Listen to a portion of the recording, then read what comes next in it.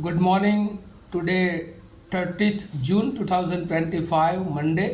Wisdom of word of God morning ડિવોશનમાં આપ સર્વનો ફરી આવકાર કરવામાં આવે છે અને પ્રેમી સલામ પાઠવવામાં આવે છે. આજે સવારે આપણે નીતિવચનોના પુસ્તકમાંથી એનો 13મો અધ્યાય અને એની ચોથી કલમ પર પ્રભુનું વચન જોવા માગીએ છીએ. પ્રોવ્સ ચેપ્ટર 13 વર્સ 4. અને પ્રભુનું વચન આપણને આ પ્રમાણે કહે છે, આળસુનો જીવ ઈચ્છા કરે છે પણ તેને કંઈ મળતું નથી, પણ ઉદ્યોગીના જીવને પુષ્ટ કરવામાં આવશે. એનઆઈવી બાઇબલ પ્રમાણે, the sluggard craves and get nothing, but the desire of diligent are fully satisfied. અને એટલે આ પ્રભુનું વચન એ વારંવાર આપણને રિપીટ કરે છે કે આપણે જો જીવનમાં એ બહુ જ સફળ થવું છે તો આપણે મહેનત કરવી પડશે. અંગ્રેજીમાં જો એક થીમ, એક મુદ્રાલેખમાં કહેવું તો diligence better than daydreaming. દિવા સ્વપ્ન જોવા કરતાં ખંત અથવા ઉદ્યોગી થવું એ સારું છે. અને ગુજરાતીમાં પણ એક કહેવત છે, સફળતા એને વરે જે પસીને નહાય. અને એનો મતલબ એ છે કે જે ક્ષેત્રમાં આપણે આગળ વધવું છે, એ જો સેવાકીય ક્ષેત્ર છે તો આપણે એમાં મહેનત કરવાની છે. જો એ અભ્યાસનું ક્ષેત્ર છે તો એમાં આપણે મહેનત કરવાની છે. જો એ બિઝનેસનું ક્ષેત્ર છે તો આપણે એમાં મહેનત કરવાની છે. અને બીજું અન્ય નોકરી હોય એમાં પ્રમોશન જોઈએ છે તો આપણે મહેનત કરવાની છે. કારણ કે મહેનત વગર એ સફળતા મળતી નથી. ઘણા બધા લોકો જેમ વચનમાં કહે છે કે આળસુનો જીવ ઈચ્છા કરે છે પણ તેને કંઈ મળતું નથી. કેમ? સ્વપ્ન આવે છે, વિચાર કરે છે કે હું આ બની જાઉં, આટલું મારી પાસે હોય, આ આગળ આ રીતે હું વધું, પણ એ ખાલી સ્વપ્ન જોવો છે.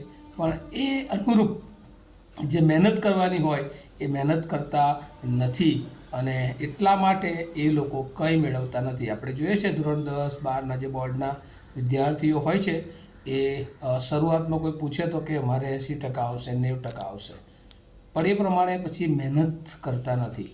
અને એટલા માટે રિઝલ્ટ ઘણીવાર જે ઈચ્છે છે એવું આવતું નથી. કારણ કે જે સ્વપ્ન આપણે જોઈએ છે, જે ગોલ આપણે રાખીએ છીએ, જે ટાર્ગેટ આપણા જીવનમાં આપણે એચીવ કરવા માગીએ છીએ, એ પ્રમાણેની મહેનત એ આપણી હોવી જોઈએ. અને આજે ખ્રિસ્તી જીવનને માટે પણ એ જ બાબત છે કે આપણે આત્મિક રીતે એ દેવને મળવાને માટે તૈયાર થવા માગીએ છીએ. આપણે આત્મિક રીતે એ અનંત જીવનના ભાગીદાર બનવા માગીએ છીએ. તો ખ્રિસ્તી આત્મિક જીવનને માટે પણ રોજે રોજ આપણે પ્રભુમાં પ્રાર્થના સાથે, એ પ્રભુના વચનોની સાથે રહીને, એ વચનો પ્રમાણેનું જીવન જીવીને રોજ તૈયાર રહેવું પડે છે. રોજ પ્રભુના કાર્યને માટે હંમેશા એ સક્રિય રહેવું પડે છે અને તો જ આપણને સફળતા મળે છે. કારણ કે જો સફળતા જોઈએ છે તો મહેનત એ બહુ જરૂરી છે. અને આ દિવસોમાં આપણે જોઈએ છે કે ઘણા બધા લોકો સવારે વહેલા ઉઠી જાય અને મોડી સાંજે એ ઊંઘતા હોય છે અને એમની મહેનત હોય છે. જે લોકો બહુ ઉચ્ચ પોસ્ટ પર હોય છે, ઉચ્ચ કક્ષાએ જેઓ પહોંચ્યા છે, એ લોકો ના જીવનો આપણે જોઈએ છે તો બહુ ટાઈમ મેનેજમેન્ટમાં જીવનો હોય છે. સવારથી લઈને સાંજ સુધી કયા સમયે શું કરવું એ એમની પાસે ફિક્સ આઈડિયા હોય છે. પરદેશમાં પણ આપણે જોઈએ છે, બધા જ દેશોમાં મોટાભાગે ટાઈમ મેનેજમેન્ટને બહુ મહત્ત્વ આપવામાં આવે છે. પણ આપણે ઇન્ડિયામાં અને ભારતીય લોકો તરીકે ઘણી બધી વાર આપણે કોઈ પણ બાબતને માટે જે ટાઈમ રાખ્યો હોય એ ટાઈમ કદી આપણે ફોલો કરતા નથી. મોટાભાગે આપણે એવું પાછું કહીએ છીએ કે આ તો ઇન્ડિયા છે, એનો મતલબ શું કે ઇન્ડિયા આખું એ ટાઈમને ફોલો કરતું નથી. ના વાલાઓ, પ્રભુએ તો આપણને એટલા માટે બનાવ્યા છે કે એક એક દિવસ એ આપણે ઈશ્વરના કાર્યમાં કાર્યરત રહીએ, સખત મહેનત કરીએ.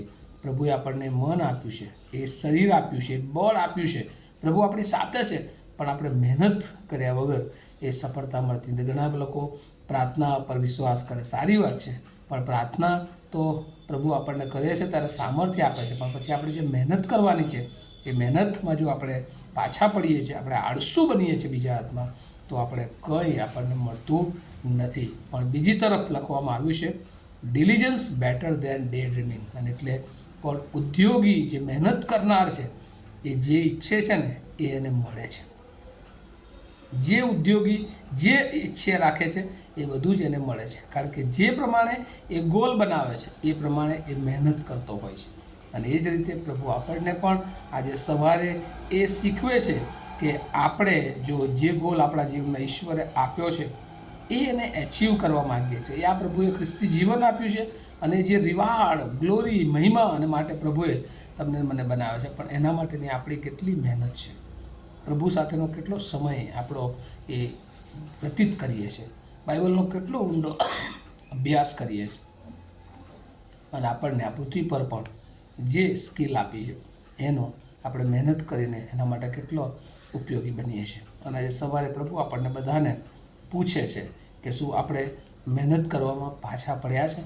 તો આજે સવારે એક ટાઈમ ટેબલ હોય, ગમે તે ઉંમર હોય, ગમે તે કામ હોય, ગમે તે બિઝનેસ હોય, ગમે તે ક્ષેત્ર હોય, પણ જો આપણે મહેનતથી આગળ વધીએ છીએ તો સફળતા એક દિવસ આપણને મળે છે અને મળે છે. અને આ પ્રભુનું વચન છે કે આળસુનો જીવ ઈચ્છા કરે છે પણ તેને કંઈ મળતું નથી, પણ ઉદ્યોગીના જીવને પુષ્ટ કરવામાં આવશે. અને પ્રભુ આપણા જીવનને માટે પણ એ આળસમાંથી આપણે, એ લેઝીનેસમાંથી આપણે બહાર આવીએ અને આપણા જીવનને સખત મહેનત કરતાં શીખવીએ, અને એમ આપણા જીવનની બધી જ ઈચ્છાઓ પ્રભુ પૂરી પાડનાર છે. અને આ વચનો સમજવાને માટે પ્રભુ એની બહુ જ કૃપા આપણે સર્વને આપણે પ્રાર્થના કરીએ. અમારા જીવંત અને દયાળુ ઈશ્વર, અમે બહુ આભાર માનીએ છીએ. ઘણી બધી વાર તમારી બહુ જ અમારા માટેના ઈરાદાઓ છે, પ્લાન છે, અમારા માટેના આશીર્વાદો છે, પણ એ મેળવવાને માટે પ્રભુ અમારે જે મહેનત કરવાની છે એમાં પ્રભુ અમે ઘણી બધી વાર નિષ્ફળ નીવડીએ છીએ. ત્યારે પ્રભુ મારી પ્રાર્થના છે, અમને મહેનત કરવા માટે એ બળ આપો, સામર્થ્ય આપો, અમને વિચારો આપો, અને પ્રભુ દરેક પ્રકારની આળસથી અમારા જીવનને દૂર રાખો, એવી પ્રાર્થના કરતા આ દિવસને મેં તમારા હાથમાં મૂકતા મારી પ્રાર્થના ઈસુ પ્રભુના નામમાં સાંભળો અને તેનો સ્વીકાર કરો. Amen. Have a nice day to all of you. Thank you.